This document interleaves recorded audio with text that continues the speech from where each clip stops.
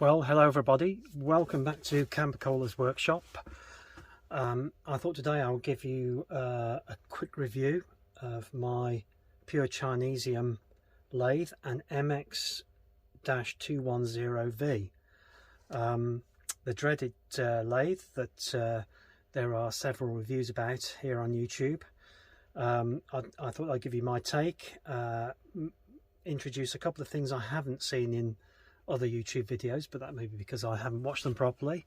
But I would recommend that before purchasing a lathe like this, that you go and look at those videos. I picked up some very helpful tips from various people, so just search for MX-210V lathe and you'll pick up those videos. I bought this in the UK from Amazon for about £660, mainly because of Amazon's returns policy if there was a problem with it.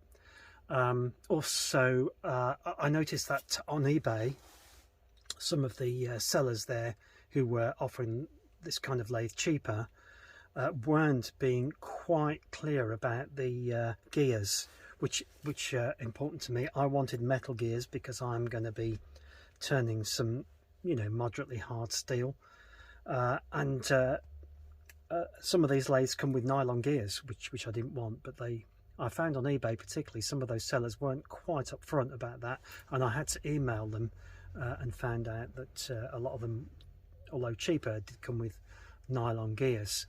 I'm quite happy with the seller that I bought it off from Amazon. I got what I saw in the description there, and everything was okay so far. I've only had it for a few days. I might put a link down in the description for that seller. What I wasn't happy about though was the delivery people who delivered the lathe. If you watch some other videos, you'll see that this lathe comes in a wooden crate, and the crate is quite robust, except the people that delivered it to me, what they did was they seemed to have slammed something like a forklift truck into the side of the crate itself. They caused damage to the crate frame, bent it, and some damage to the wooden panel of the crate as well. And that basically meant that the pan here bashed into the back of the lathe inside the crate, despite there being polystyrene, etc., to prevent that.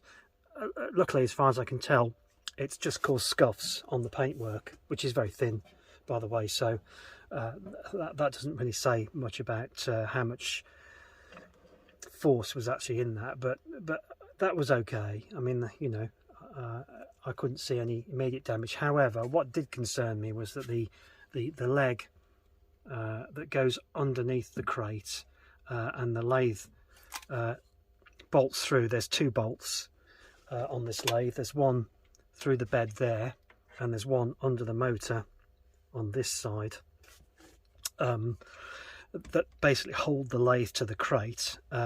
What had happened was that on the motor side, this leg here had been completely dislodged when the guy delivered it on a sack trolley sideways, which is not the way to treat a precision engineering instrument, in my humble opinion.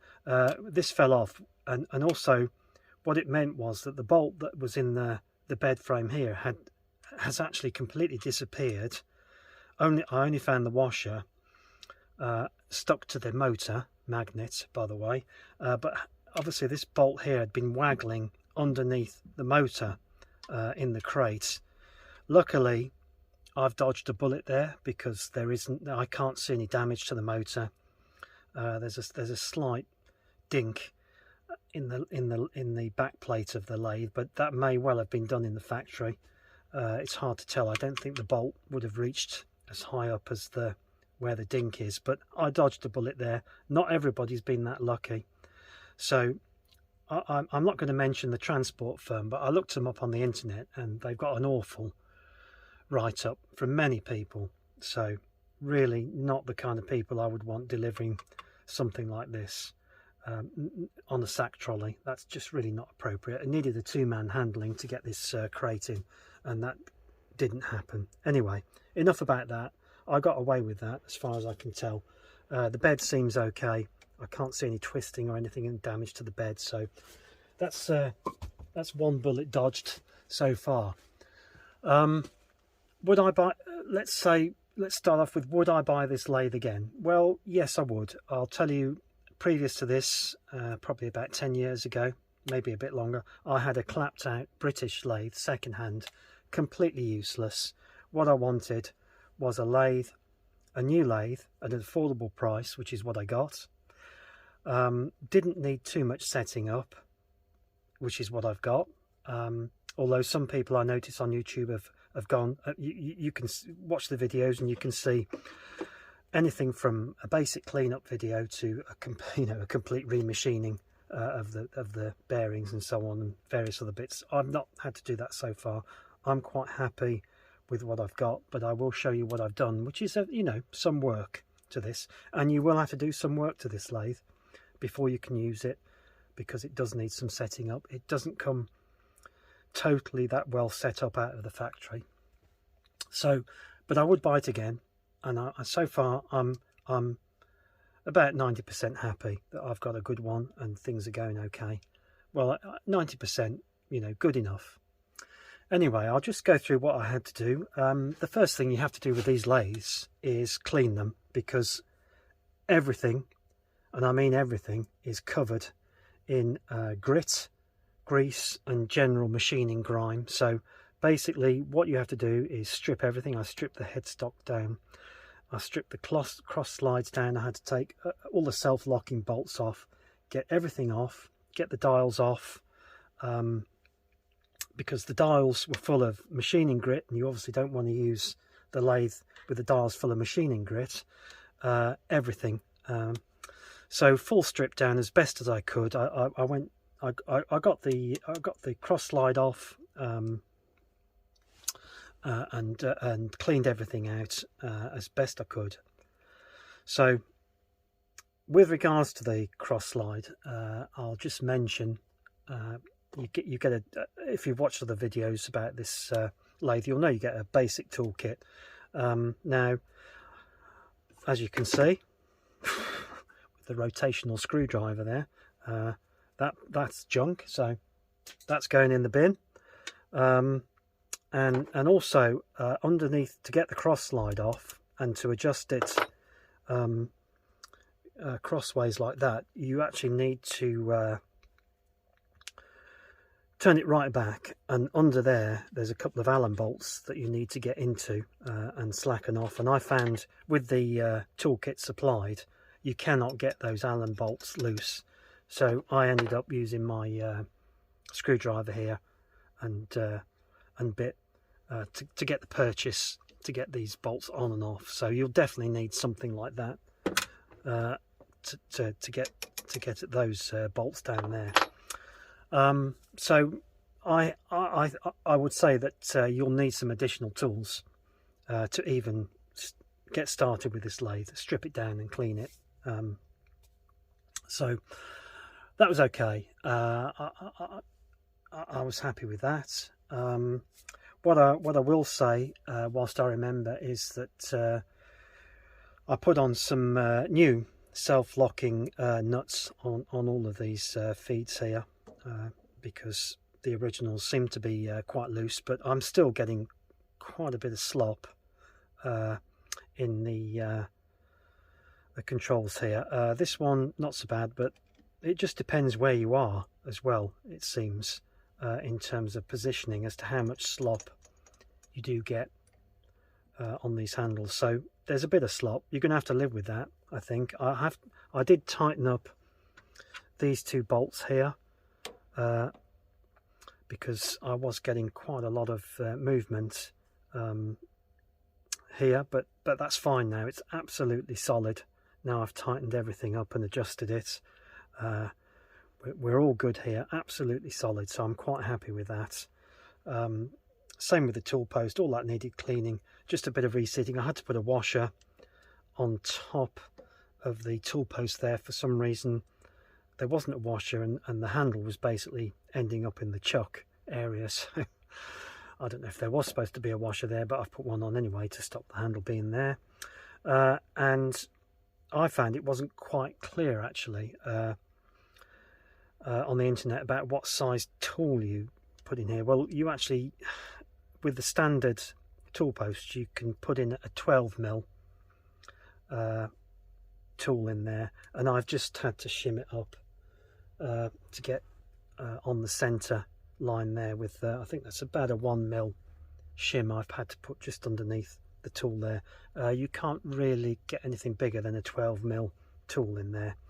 I'm not quite sure what 12mm is in Imperial, because I don't work in Imperial, thankfully. So 12mm anyway is the largest you can get in there. So yeah, all this needs adjusting, a bit of tightening up. If anybody can help with the slack here, you can see it's quite slack there now. If I haven't tightened something up, if you can hit me up in the comments and just say if there is an adjustment that I've missed here, just to get that slack out. But it's okay when you're in one direction, it's fine, there's not the slack, but I am having to hold on to this to stop when the machine's on, to stop the cross slide moving. So maybe I could adjust it a little bit, but it's either on or off, I've found, with this nut adjustment here. So you just need to be aware of how this machine works and what its limitations are. But as I said, and I'll say again, I did start off at a very low benchmark with my previous lathe.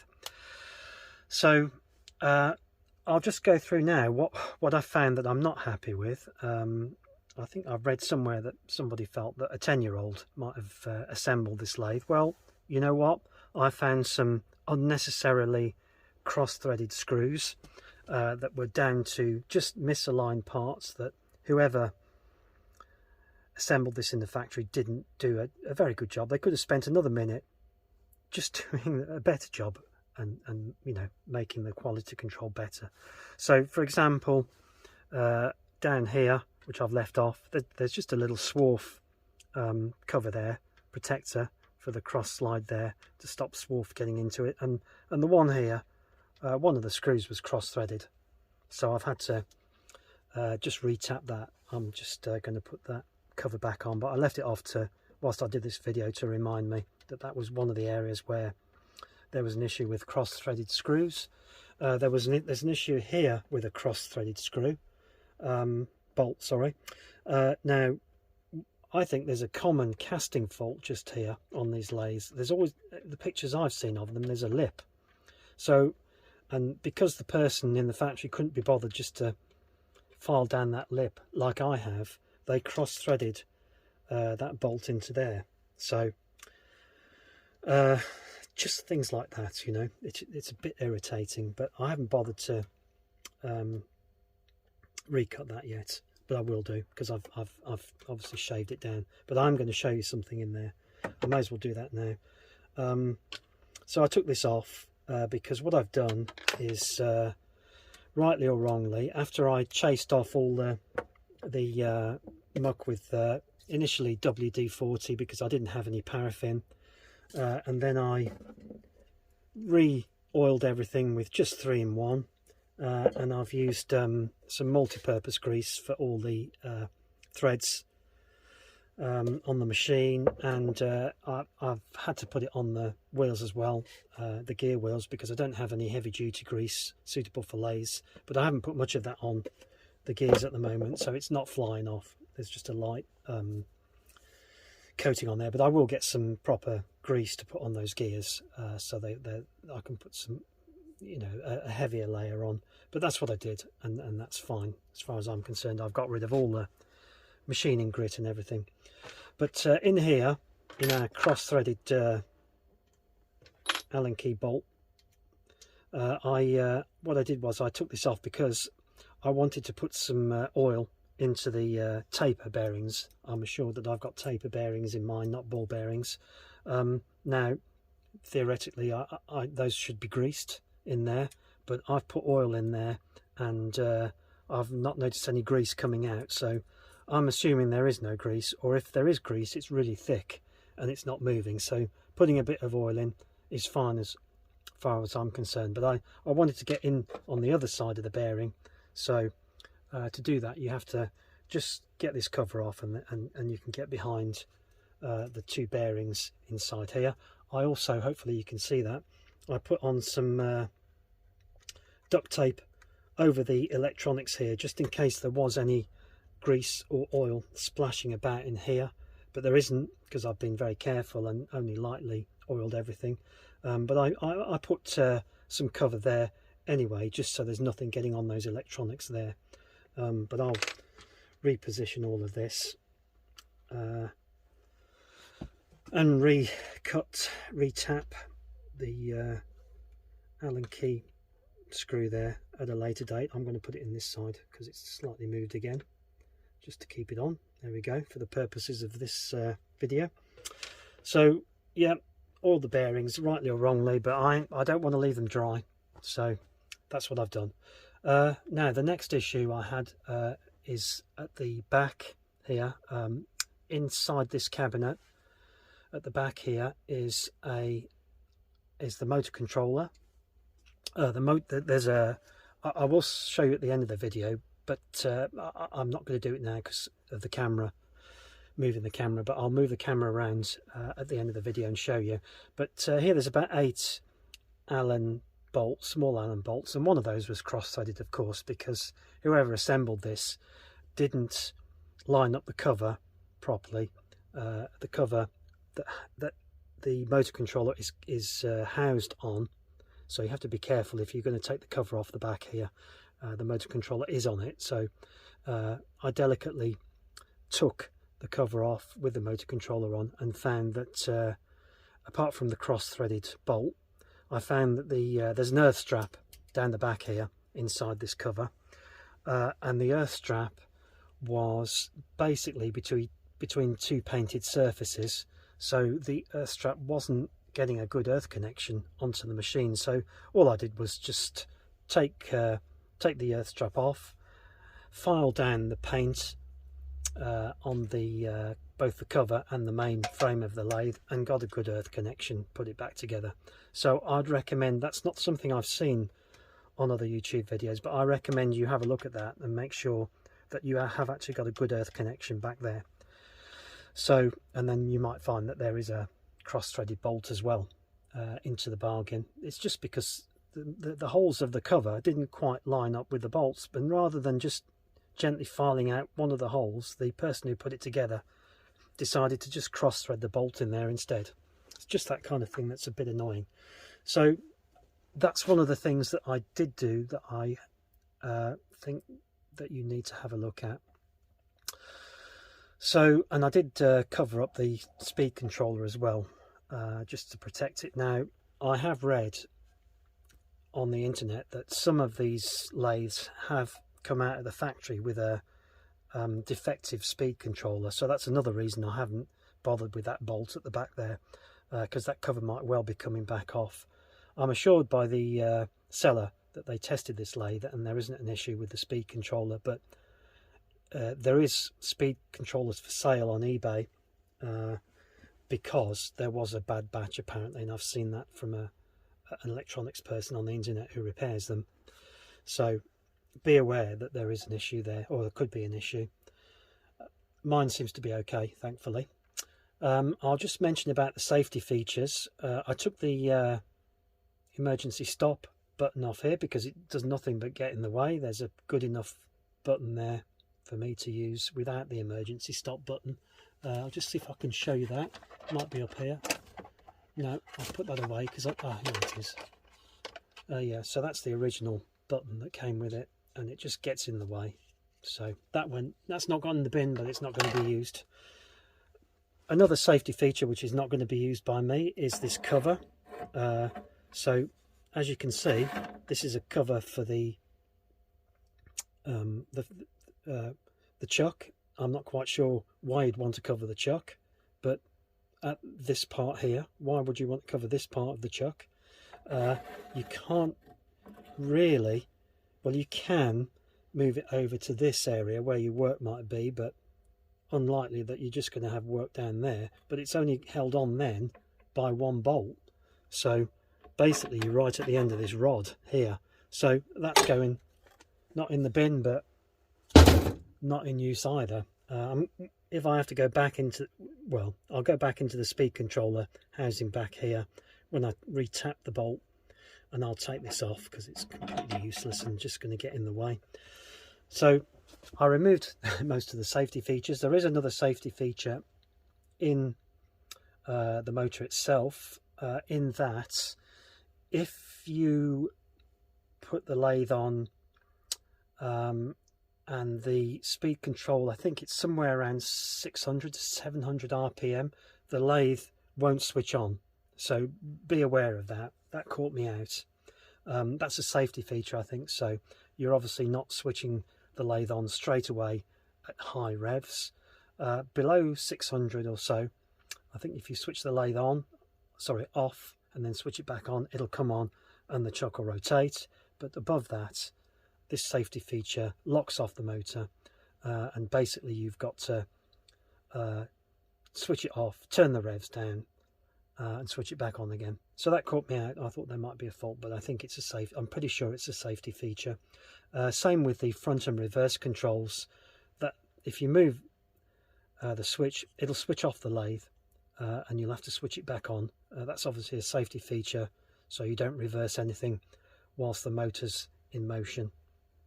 So a couple of extra safety features there, which are great, because I have accidentally switched it on once at not that many revs, probably 800 or something, but the lathe didn't switch on. So that's that, and that's okay.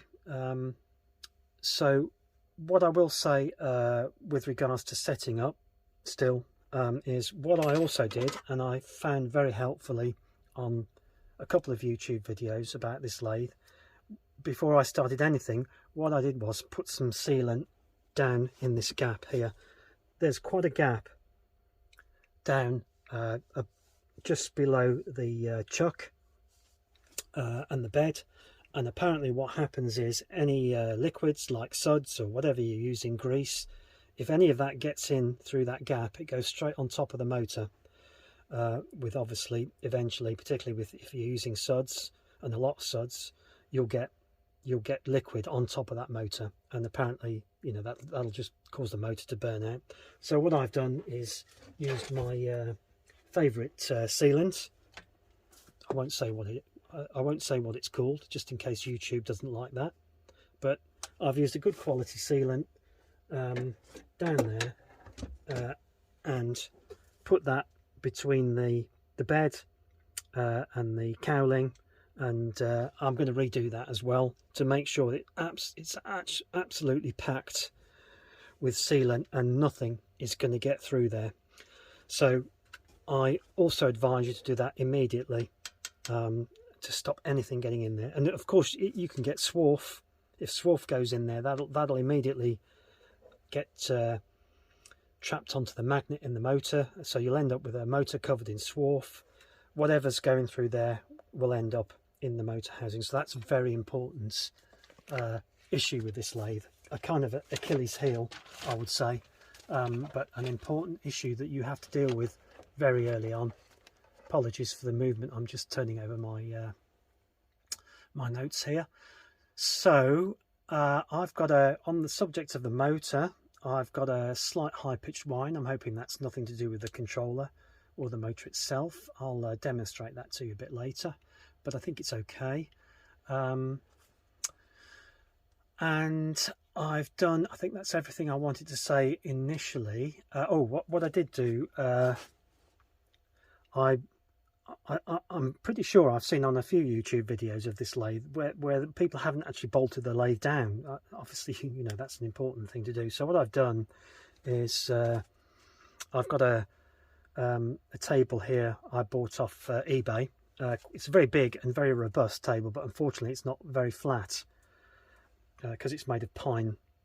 It's about 30 mil, more than that actually, probably about 40 mil thick on the top, but not even. So what I've done is I've just used the top of the crate the lathe came in, which is flat by the way, and has got a nice edging here so it keeps all the tools in. So I've just bolted the lathe through that onto my table, and that's working very well actually. It's nice and flat, and as I say, it's keeping all the tools in so they're not all going on the floor, and it's keeping the swarf in, so I can just vacuum it up and get rid of it quite easily. So, you know, if you need to, that's a tip, but definitely, you know, my lathe is absolutely solid on this bench. Nothing is going to move that, not even probably the forklift truck, but absolutely solid, and that's what you need. Because obviously once you start getting into high revs, I think if you want me to estimate, I would say 800 revs and above, this lathe starts vibrating and moving. So you really need to, as part of your design for this housing this lathe, you need to make sure you get a good bolt through onto a solid bed, and the tray, all that lined up accurately. No problems with that. There's a bit of leeway. I'll show you when we go around the back of this lathe. I'll just show you the gearbox and the bolt area where I had an issue with transportation in a minute. But you bolt through that, and it's great. That's enough. It's as I've shown you, it's very solid just using those two bolts. Okay, so that's my recommendation. Something I didn't see on, or I found it difficult to find on the internet, is the actual maximum tool size you can use on this standard tool post that comes with the lathe. I've 12 mil, you know, 12 mil is standard, isn't it? 12 mil fits in there. I've had to put I think it's 1 mil, maybe 0.5 mil shim underneath to get the my lathe tool central. So I don't think you won't get 16 mil in there. So it's definitely a 12 mil maximum you'll get on that original tool post. Part of setting up, I noticed that the handle here was tightening opposite the chuck there, so I had to put in a washer. I think maybe there should have been a washer originally, but I had to put one on to stop, just make sure that the tightening position was here as opposed to there. So it's just little things like that, you know, that you've got to watch out for. Okay, so I think that's everything I've covered there. Oh yes, my dead center, this is the original dead center that came with the lathe. Very soft, you can see. I don't know if you can see that. I've managed to damage the end of that already, so I would really just use that for lining up, nothing else. I've ordered a harder tipped one off eBay to replace this, and you don't get a moving center. I've bought that as well to go with the lathe. It's MT2, by the way, on the headstock, and apparently it's MT3 down on the chuck. So that's it, I think. The bed, satisfactory. There was one slight chip on the bed. I'm not going to show you because I've got the dial gauge set up here. There was a slight chip which isn't going to affect the lathe operation at all, but generally everything was okay apart from that casting error here. Okay, so what I'm going to do now is I'm just going to put my irritating LED flashing light on just to show you around the side here. It's a bit dark. I'll just move my oils and just show you the gearbox and also the offending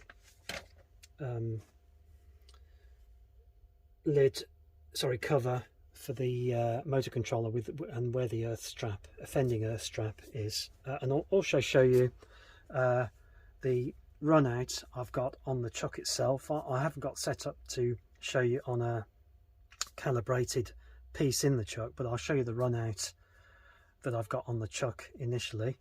That's obviously, or that is one of the areas that I have seen where somebody, I think they were on ball bearings, they got some really bad runouts from the factory on this lathe. So I think hopefully if I haven't moved the dial gauge, you'll see that mine's satisfactory. So there's my dial gauge. I'll just turn the lathe on. So as you can see, hopefully that run out is very negligible. I'm very happy with that. I can tell you, because as I say, my previous British lathe was awful. It was all over the place. That dial gauge would have been going round the clock. So I'm very happy with that. That's really good.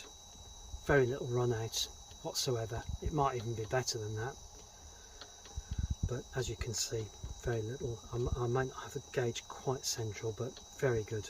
I'm really happy.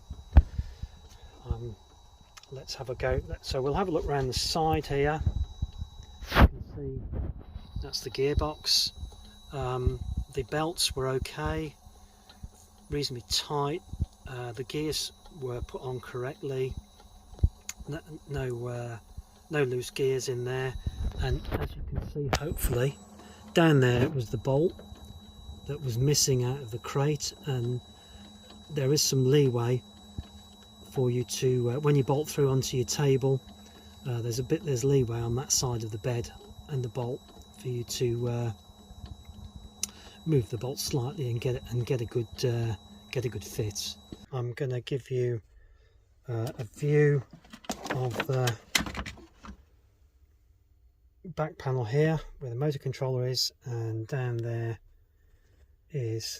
here is where the earth strap is that needs checking. Okay, if you like this video, please like and subscribe. Any comments about this lathe, anything you want to say, just hit me up in the comments, and please like and subscribe. Thanks for watching.